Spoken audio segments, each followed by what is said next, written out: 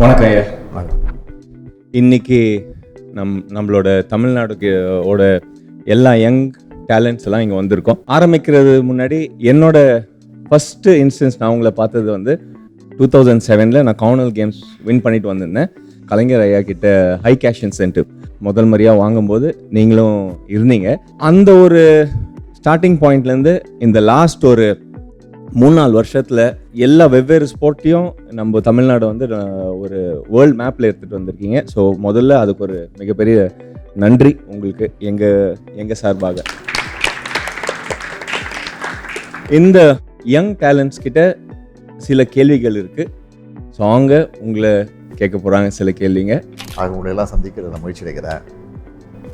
ஏதோ நீங்கள் வந்து சில கேள்விகளை என்னிடத்துல கேட்க போகிறீங்கன்னு சொன்னார். கேள்விகளை கேளுங்க, முடிஞ்ச வரைக்கும் நான் பதில் சொல்கிறேன், கேட்கலாம். உங்கள் சின்ன வயசில் உங்களுக்கு ரொம்ப பிடிச்ச ஸ்போர்ட்ஸ் பிளேயர் யார் சார்? பார்த்து மோட்டிவேட் ஆன ஸ்போர்ட்ஸ் பிளேயர் சின்ன வயசுலையா? ஆமாம் சார். கிரிக்கெட்டை பொறுத்த வரைக்கும் கபில் தேவ் எனக்கு ரொம்ப பிடிக்கும். ஏன்னா அவர் சாதாரண குடும்பத்தில் பிறந்து படிப்படியாக வளர்ந்து முன்னுக்கு வந்தவர். அவர் அது மட்டும் இல்லாமல் இந்தியாவுக்கே வேர்ல்டு கப்பை வாங்கி கொடுத்த முதல் ஒரு கேப்டனாக இருந்தவர் கபில் தேவ். அதனால் ரொம்ப பிடிக்கும் எனக்கு. அதுக்கப்புறம் கவாஸ்கர், ஓகே, அது தொடர்ந்து டெண்டுல்கர், ஓகே, தோனி. இப்போ இருக்கிற இளைஞர்கள் தமிழ்நாட்டை பொறுத்த வரைக்கும் நிறைய இளைஞர்கள் வந்து கிரிக்கெட்லேயே வந்துட்டு இருக்கிறாங்க, மற்றதுலேயே வந்துட்டு இருக்கிறாங்க, நீங்களும் வந்துட்டு இருக்கிறீங்க. அதனால எல்லாரையும் பிடிக்கும் எனக்கு.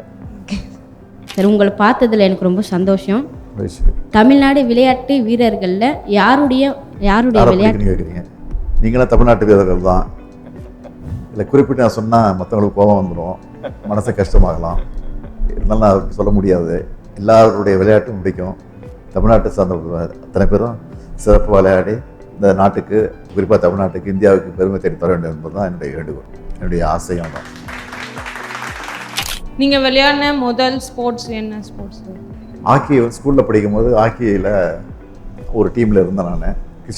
எம்சிசி ஸ்கூலில், மெட்ராஸ் கிருஷ்ண காலேஜ் ஸ்கூலில் சென்ட் பீச் ஸ்கூலோட மேட்ச் நடக்கும்போது அதில் விளையாண்டுருக்கேன். அதனால் ஹாக்கியும் பிடிக்கும், கிரிக்கெட்டும் பிடிக்கும். அதுதான் விரும்பி விளையாடுறது உண்டு. வணக்கம் ஐயா, என் பேர் காசிமா. நான் சென்னையில் second year Justice Basheer Syed Ahmed காலேஜில் படித்தேன். திருவற்றியூரமா? திருவற்றியூர். நான் வந்து 2024 6th வேர்ல்ட் கப் கேரம் டோர்னமெண்ட்டில் 3 கோல்டு மெடல் வின் பண்ணியிருக்கேன். இந்தியாவுக்கும் தமிழ்நாட்டுக்கும் சென்னைக்கும் பெருமை சேர்த்து கொடுத்தது ரொம்ப ஹாப்பியாக இருக்குது. எனக்கு 2 நாள் தான் இருந்தது போகிறதுக்காக. எங்கள் அப்பா ஒரு ஆட்டோ டிரைவர். அந்த நேரத்தில் எனக்கு கட்ட முடியல. அந்த நேரத்தில் சாம்பியன் ஃபார்ம் SDITயில் அப்ளை பண்ணி 1 டே கூட ஆகலை. எனக்கு 1.5 லட்ச ரூபா கொடுத்து அமெரிக்காவுக்கு போக வச்சுருந்தீங்க. போயிட்டு வந்ததுக்கு அப்புறமாவும் எனக்கு ஊக்கத்தொகையாக 1 கோடி ரூபா கொடுத்துருக்கீங்க. நீங்கள் வாழ்த்தலைன்னா நான் எங்கள் அப்பா இன்னைக்கு வரைக்கும் ஒரு ஆட்டோ டிரைவராக தான் இருந்திருப்பார். நாங்களும் வெளி உலகத்துக்கு தெரிய வந்திருக்க மாட்டோம் சார். ஒரு சட்டசபையில் வந்து நீங்கள் சொல்லியிருந்தீங்க சார், ஒரு காசிமா இல்லை 100 காசிமா உருவாகணுன்ட்டு. இந்த வருஷம் கீர்த்தனா வந்து எங்கள் கிளப்பில் 13 வருஷமாக ப்ராக்டிஸ் பண்ணி 3 கோல்டு மெடல் வின் பண்ணியிருக்காங்க. இந்த மாதிரி நாங்கள் வின் பண்ணிட்டு வந்ததுக்கு காரணம் நீங்கள் தான். நீங்கள் வந்து என்னை வெளி உலகம் தெரிஞ்சதுனால இன்றைக்கி என்னுடைய ஸ்டோரி வந்து ஒரு மூவியாக வந்து ரிலீஸ் ஆக போகுது சார். த கேரம் குயின் சொல்லிட்டு என்னுடைய மூவி வந்து இப்போது போயிட்டுருக்கு. இது வந்து ரொம்ப ஹாப்பியாக இருக்குது சார். கண்ணகி நகரில் கார்த்திகா வந்து சொல்லியிருந்தாங்க, அந்த ஏரியானா என்னன்ட்டே தெரியாது. இன்னைக்கு வந்து கண்ணகி நகர்னாலே கார்த்திகான்னு சொல்லிட்டு தெரிய வச்சிருக்கீங்க. இது யாருமே இல்லை அப்படின்ட்டு இருந்த நேரத்தில் இப்போ வந்து நீங்கள் இருக்கீங்க, நாங்கள் வின் பண்ணுவோம்னு சொல்லிட்டு எல்லாருமே போயிட்டு இருக்காங்க. கண்டிப்பாக நாங்களும் வந்து அடுத்த வர வேர்ல்ட் கப்லேயும் வந்து கண்டிப்பாக தமிழ்நாட்டு சார்பாகவும் சென்னை சார்பாகவும் நாங்கள் கண்டிப்பாக வின் பண்ணிட்டு வருவோம் சார். ரொம்ப நன்றி சொல்லிக்கிறோம். நீங்கள் ஃபன்னாக ஜாலியாக ஃபன் கேம்ஸ் இல்லை ஏதோ ஒன்று ஜாலியாக ஹாபி மாதிரி விளையாடுறது யார் கூட சார் விளையாடுவீங்க? நான் இப்போ விளையாடுறதுக்கு வாய்ப்பு இல்லை, ஆனால் வாய்ப்பு கிடைச்சா விளையாடுவேன். அதில் சிந்தனை கிடையாது. அது ரொம்ப ஆசை எனக்கு. எங்கேயாவது ரோட்டில் கிரிக்கெட் விளையாட பார்த்தா நானே போய் பேட்டை பிடிச்சி அவங்களோட விளையாடிட்டு வந்திருக்கிறேன். நான் சின்ன பிள்ளையாக ஸ்கூலில் படிச்சுட்டு இருக்கும்போது ஸ்ட்ரீட்டில் கிரிக்கெட் விளையாண்டுருக்கோம். எங்கள் ஃபாதரே வந்து கிரிக்கெட் விளையாண்டுருக்காரு, தலைவரே. அவருக்கு நம்ம போலிங்லாம் போட்டிருக்கேன். நான் வந்து போலர். எனக்கு அதில் ஆஃப் ஸ்பின் தான் நல்லா போடுவேன் நான். அது மட்டும் இல்லாமல் ஸ்கூலில் படிக்கும்போது பார்த்தீங்கன்னா புக் கிரிக்கெட் விளையாடுவோம். நீங்கள் பார்த்துருப்பீங்க, அந்த புக்கு பேஜ் திருப்பும் போது 6-56 வந்தால் 6 சிக்ஸரு 4 ஒரு 0 வந்து அவுட்டு. உங்களுக்கு தெரியும், நீங்கள் பல பேர் தெரிஞ்சிருக்கும். அந்த மாதிரி விளையாண்டுருக்கோம். கிளாஸ் நடந்துகிட்டு இருக்கோம், நான் பாட்டு பசங்க விளையாண்டுட்டு போதேன். அதெல்லாம் ஞாபகம் வரும் எனக்கு. கிரிக்கெட் அந்த அளவுக்கு பைத்தியமாக இருந்தவன் நான் கிரிக்கெட்டில். சினிமா ஆக்டர்ஸு கிரிக்கெட் மேட்ச் போட்டு சேப்பாக்கில் அதுக்கு நடந்த மேட்ச்சில் நான் கலந்துக்கிட்டேன். கலந்துக்கிட்டப்போ நான் என்னோட டீமில் எங்கள் சினிமா கலை நடிகர் டீமில் வந்து நான் வந்து பவுலராக எனக்கு செலக்ட் பண்ணியிருந்தாங்க. 3 விக்கெட் எடுத்தப்போ. அப்படியா சார்? ஆமா. அதை பற்றி கொஞ்சம் ஏதாவது சொல்லுங்கள் சார். டி ராஜேந்திர சன் இருக்கார், அவர் சிலம்பரசன், அவர் ஆப்போசிட் டீம் விளையாண்டாரு. நடிகர் நெப்போலியன் விக்கெட்டு, இன்னொருத்தர் ஞாபகம் சரியாக போல 3 விக்கெட் எடுத்தாங்க. எல்லாம் ஆஃப் பிரேக் போட்டு தான் எடுத்தேன். ரொம்ப நல்லா சார். அடுத்த 10 ஆண்டு காலத்தில் தமிழ்நாடு விளையாட்டுத்துறை எந்த நிலையில் இருக்கும்னு நினைக்கிறீங்க?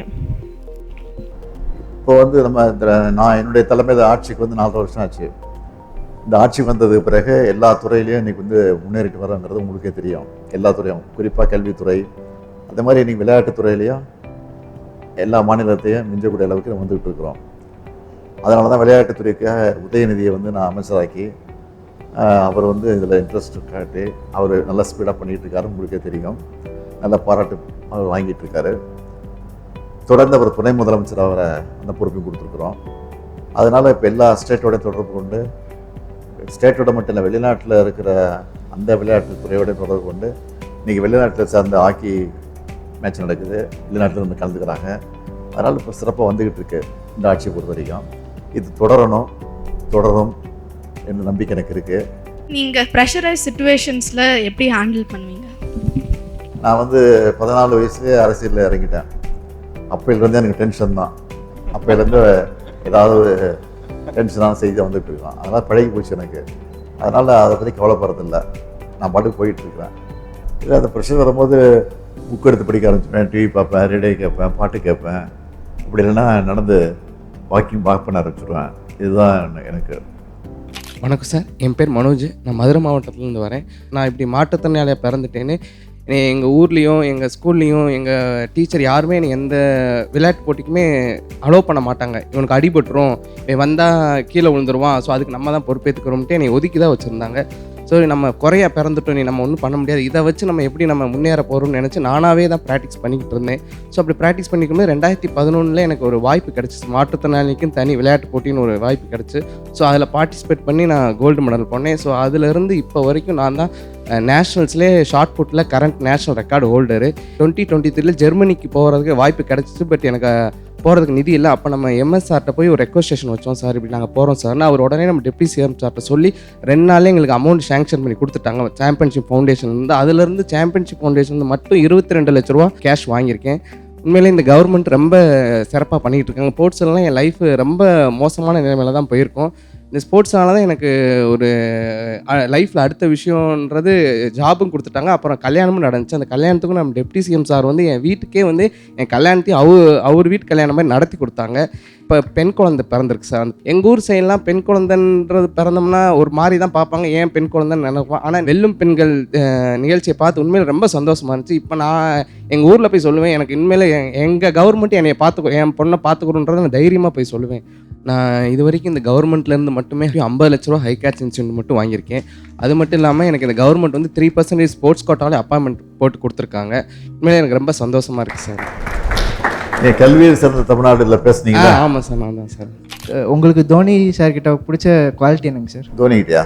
ஆமாங்க சார். தோனியுடைய கேப்டன்ஷிப் ரொம்ப பிடிக்கும். காரணம் வந்து ரொம்ப ஸ்மைலாக, ஸ்வீட்டாக, ஸ்மார்ட்டாக, சைலண்ட்டாக, எந்த வித டென்ஷன் ஆகாமல் அவர் கேப்டன்ஷிப் பண்ணுறாரு பாருங்க, அது ரொம்ப பிடிக்கும். ஒரு பெரிய வழிகாட்டியாக இருக்கிறார்.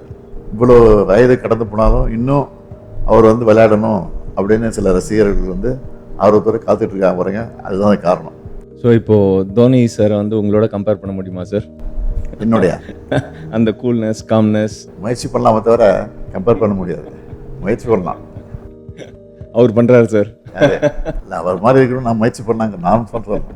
சோஷியல் மீடியாவில் நாங்கள் நிறைய நான் பர்சனலாக நிறையா பார்க்குறது என்னென்னா, இப்போது இந்தியாவோ இல்லை ஏதாவது பெரிய லெவல் பிளேயரோ ஏதாவது டோர்னமெண்ட் வின் பண்ணிட்டு வந்தாங்கன்னா ஃபஸ்ட்டு நீங்கள் தான் வந்து முன்னுக்கு வந்து அப்ரிஷியேட் பண்ணுறீங்க. அந்த மாதிரி உங்களுக்கு இன்ட்ரெஸ்ட் எங்கேருந்து சார் வந்துச்சு, எப்போ வந்துச்சு?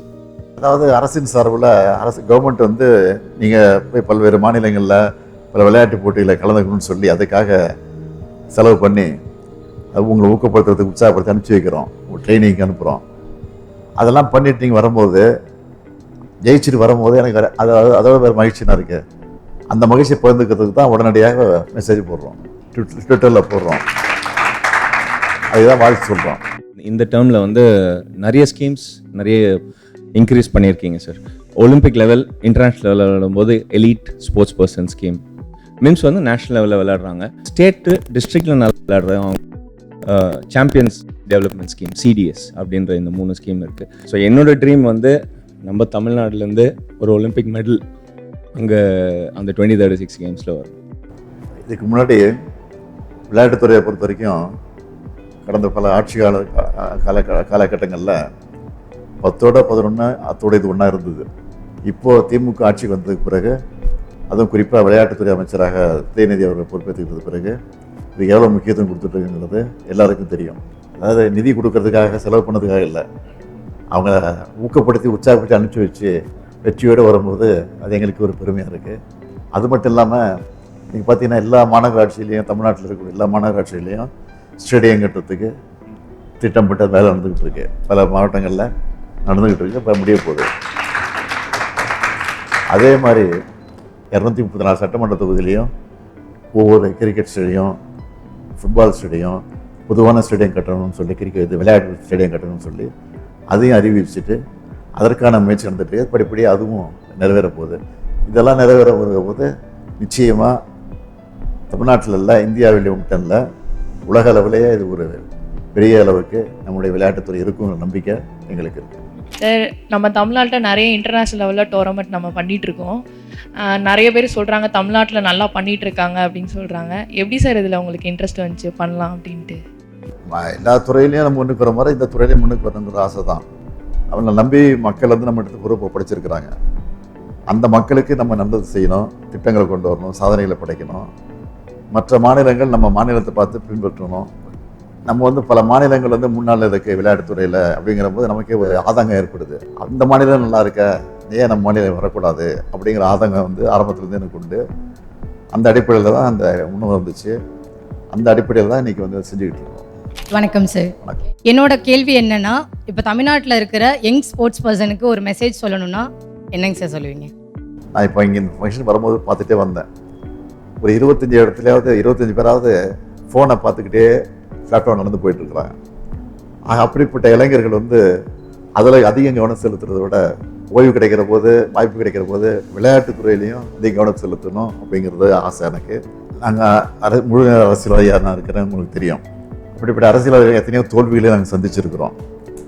ஆக அந்த தோல்வியை கண்டு துவண்டுவிடக்கூடாது. அந்த தோல்வியை படிக்கட்டாக நினச்சிக்கிட்டு நம்ம அதில் ஏறி தான் போயிட்டுருக்கணும். அது மாதிரி தான் விளையாட்டு வீரர்களை பொறுத்த வரைக்கும் ஏதாவது வெற்றி பெற முடியலையே அப்படிங்கிற ஆதங்கம் வந்துடக்கூடாது, ஏக்கம் வந்துடக்கூடாது. அதை விடாமுயற்சியாக நீங்கள் பண்ணி இந்த அளவுக்கு வெற்றி வந்திருக்கிறீங்க. அதே போல் மற்ற வீரர்களும், வரக்கூடிய விளையாட்டு வீரர்களும் அதையே பின்பற்ற வேண்டும் என்பதுதான் என்னுடைய ஆசை. நீங்கள் இவ்வளோ கேள்வி கேட்டீங்க, நான் உங்கள்கிட்ட 2-3 கேள்வி கேட்குறேன். ஒன்றும் பெரிய கேள்வி இல்லை. விளையாட்டு வீரர்களாக வரணுங்கிறதுக்கு என்ன அட்வைஸ் கொடுக்குறீங்க அந்த விளையாட்டு வீரர்களுக்கு?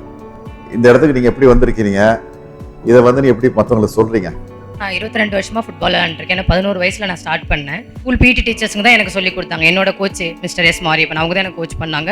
ஸ்கூல் PT டீச்சராக இருந்து சொல்லிக் கொடுத்தாங்க. ஆனால் இப்போ இருக்கிறது பார்த்தோன்னா ஒரு டிஸ்ட்ரிக்ட்லேயுமே நல்ல ஸ்டேடியம்ஸ் இருக்குது, நிறைய எக்ஸ்பீரியன்ஸ்டு கோச்சஸ் இருக்காங்க. அந்த மாதிரி இருக்கும்போது இந்த காலத்து பிள்ளைங்க ரெகுலர் ப்ராக்டிஸ் பண்ணுறது, டிசிப்ளினாக இருந்தால் ஒலிம்பிக்ஸில் வந்து நிறைய மெடல்ஸ் அடிக்கிறதுக்கான நிறைய வாய்ப்புகள் இருக்குது. அதுக்காக தான் நாங்கள் எல்லாருமே ரொம்ப ஆசைப்படுறோம் சார். இந்த யங்ஸ்டர்ஸ் வந்து இந்த ஃபோனை பார்த்து அதிலே டைம் வேஸ்ட் பண்ணி போயிட்டு இருக்காங்க. அவங்களுக்கு என்ன அட்வைஸ் பண்ணுறீங்க? ஃபோன்லேருந்து நாங்கள் சின்ன வயசுலேருந்து என்னோட ரொட்டீன் எப்படி இருந்திருக்குன்னா, ஸ்கூலுக்கு போகணும், வந்துட்டு கிரவுண்டுக்கு போகணும், ப்ராக்டிஸ் முடிச்சுட்டு வரணும், அடுத்த நாள் ஹோம்ஒர்க் பண்ணுறது, திருப்பி காலைல எழுந்து ப்ராக்டிஸ் போகிறது, ஸ்கூலுக்கு போகிறது, இப்படி தான் என்னோடய ரொட்டீன் 13 வருஷமாகவே இருந்திருக்கு. ஸோ நம்ம ஒரு விஷயத்தை நினச்சி டெடிக்கேட்டடாக ஹார்ட் ஒர்க் பண்ணோன்னா கண்டிப்பாக அதை அச்சீவ் பண்ண முடியும். ஸோ நான் எல்லாருக்குமே அதான் சொல்ல விரும்புகிறேன். நீங்கள் எவ்வளோ ஸ்ட்ரகிள்ஸ் வந்தாலும் குவிட் பண்ணாமல் உங்கள் ட்ரீம்ஸை நோக்கி ஹார்ட் ஒர்க் பண்ணிகிட்டே இருங்க. கண்டிப்பாக ஒரு நாள் சக்ஸஸ் ரீச் பண்ணிடுவீங்க. இப்போ பண்ணியிருக்கிற அரசு வந்து கவர்மெண்ட் வந்து உங்களுக்கு இவ்வளோ சப்போர்ட்டாக இது பண்ணியிருக்கு. இதை விட நீங்கள் வேறு ஏதாவது அதிகமாக எதிர்பார்க்குறீங்களா? கவர்மெண்ட் இப்படி செஞ்சால் இன்னும் நல்லாயிருக்கும் அப்படிங்கிற யோசனை கூட நீங்கள் சொல்லலாம். யாரும் பயப்படாமல் கூச்சப்படாமல் சொல்லுங்கள். நீங்கள் பண்ணுற எல்லாமே உண்மையாகவே ரொம்ப நல்லா இருக்குங்க சார். எங்களுக்கு எல்லா ஸ்கீம்ஸுமே ரொம்ப அருமையாக பண்ணுறீங்க. இதுக்கு மேலே எதிர்பார்க்கறதுக்கு பண்ணிட்டு இருக்கிறத குறைகள் தான் சொல்லலாம். குறைகள்னு சொல்கிறதுக்கு எதுவும் இல்லைங்க சார். ஆக்சுவலாக அக்வாட்டிக் ஸ்டேடியம் மட்டும் எல்லா டிஸ்ட்ரிக்ட்லையும் கட்டி நான் நிச்சயமாக சொல்கிறேன், அக்வாட்டிக்ஸ்லேயும் நல்ல ஒரு நம்ம அண்ணா சொன்ன மாதிரி நாங்கள் 36 ஒலிம்பிக்ஸில் நிச்சயமாக நாங்கள் மெடல் பண்ணுவோம் சார். நிச்சயமாக வரக்கூடிய காலகட்டத்தை பண்ணி கொடுப்போம், நம்பிக்கையோடு இருங்க. நோட் பண்ணி வச்சுங்க. Thank you sir. வணக்கம் சார், என் பேர் ஸ்ருதி, இன்டர்நேஷ்னல் பேஸ்கெட்பால் பிளேயர். என் சொந்த ஊர் மதுரை. எனக்கு அப்பா அம்மா இல்லை. அம்மா வந்து நான் 11th ஸ்டாண்டர்ட் படிக்கும் போது இறந்துட்டாங்க. அப்பா காலேஜ் ஃபஸ்ட் இயர் கோவிட் டைமில் இறந்துட்டாங்க. எனக்கு ஒரு செகண்ட் வேர்ல்டு அப்படியே நின்று ஃப்ரோஸ் ஆனால் எப்படி இருக்கும், யாருமே இல்லை எனக்கு திரும்பி பார்க்க, ரிலேட்டிவ்ஸ்லேருந்து யாரும் இல்லை. ஹாஸ்பிட்டலில் நான் மட்டும் இருக்கேன். அம்மா செயின் அடகு வச்சு எல்லாமே கஷ்டப்பட்டு தான் நான் எங்கள் அப்பா இறுதி சடங்கு எல்லாமே முடித்தேன். எல்லாருமே அப்பா அம்மாவோட ஜாலியாக சந்தோஷமாக இருக்காங்க. ஆனால் எனக்கு மட்டும் ஏன் இந்த மாதிரி இருக்கணும், கஷ்டப்படுற மாதிரி இருக்கே அப்படின்னு ஒரு டைமும் ஃபீல் பண்ணுவேன். ஆனால் ஒன்று மட்டும் நான் விடலை, பாஸ்கெட்பால் மட்டும் நான் ஸ்டாப் பண்ணவே இல்லை எக்காரணத்துக்கு கொண்டும். எனக்குள்ளே அந்த வெறி, எங்கள் அப்பா ஒரு ஸ்போர்ட்ஸ் பர்சன், ஹாக்கி பிளேயர். அப்பாவுக்கு ரொம்ப ஆசை நான் வந்து தமிழ்நாடுக்காக ஆடணும். ஆப்வியஸாக தெரியும் மதுரையில் வந்துட்டு ரொம்ப லோ இதில் வந்து வர்றோம் நாங்கள், இதெல்லாம் எங்கே சாதிக்க போகுதுன்னு நிறையா பேர் என்னை பார்த்து பேசினாங்க. சென்னை வந்தேன், 8 hours ஒர்க் பண்ணுவேன் டெய்லியும். என் கூட பிறந்த தம்பி இருக்கான், அவனையும் நான் தான் பார்த்துக்கணும். SDT ஹாஸ்டலில் தான் படித்தான். இந்தியாவுக்காக என்னை செலக்ட் பண்ணாங்க ஃபர்ஸ்ட் 19th ஏஷியன் கேம்ஸ். அப்படியே படிப்படியாக வந்து எனக்கு தெரியும் ஆப்வியஸாக நான் வேலை வாங்கிடுவேன்றது எனக்கு தெரியும், ஷுவராக தெரியும். ஆனால் வந்து எனக்குள்ளே என்னென்னா, நம்ம இவ்வளோ கஷ்டப்பட்டோம், தமிழ்நாடுக்காக ஆடணும், ஏன் நம்மளுக்கு தமிழ்நாட்டில் வேலை கிடைக்கல, அந்த ஒரு கேள்வி எனக்கு இருந்துகிட்டே இருந்தது. எனக்கு ஆஃபரும் வந்தது, சதர்ன் ரயில்வேலேருந்து, வெளியே ரயில்வேலேருந்து ஆஃபர் வந்தது. என் சர்டிஃபிகேட்ஸ்லாம் வச்சு அப்ளை பண்ணேன். அதில் டெப்டி சிஎம் உதயநாட்டை கூட பேசியிருந்தான்னா எப்போ எங்களுக்கு வரும், December 23, 2024 என் லைஃப் அப்படியே ஒரு சேஞ்ச் ஆச்சு. ஒரு 1ஆம் தேதி வந்தாலே எனக்கு பயமாக இருக்கும், ஐயோ நம்ம ஹாஸ்டல் ரெண்ட் கட்டணுமே, சாப்பாடுக்கு என்ன பண்ணுவோம், தம்பி காசு கொடுக்கணுமே, அவ்வளோ பயந்த என்ன. இப்போ 31st வந்தாலே எங்கள் அக்கௌண்ட்டில் கிரெடிட் ஆகிடும் 80,000. ஆர்டர் காப்பிலாம் வாங்கும் போது எனக்கு அந்த சந்தோஷத்தை வெளிப்படுத்தவே முடியல.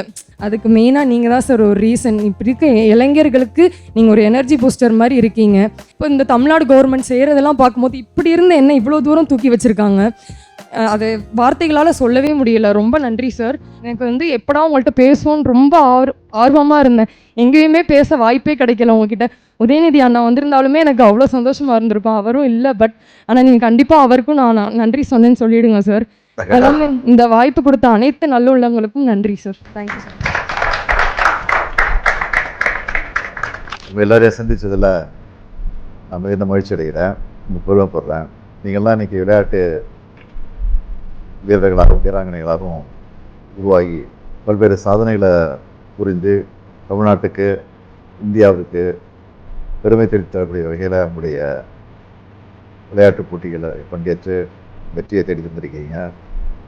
இன்றைக்கி உலக அளவில் விளையாட்டுத்துறையில் தமிழ்நாடு முன்னணி இருக்குங்கிற பேர் வந்தால் அது எனக்கு மட்டும் இல்லை, தமிழ்நாட்டில் உங்களுக்கும் பெருமை தான். அந்த பெருமைக்காக நான் காத்துட்டு இருக்கிறேன். வரும் நம்பிக்கை எனக்கு இருக்குது.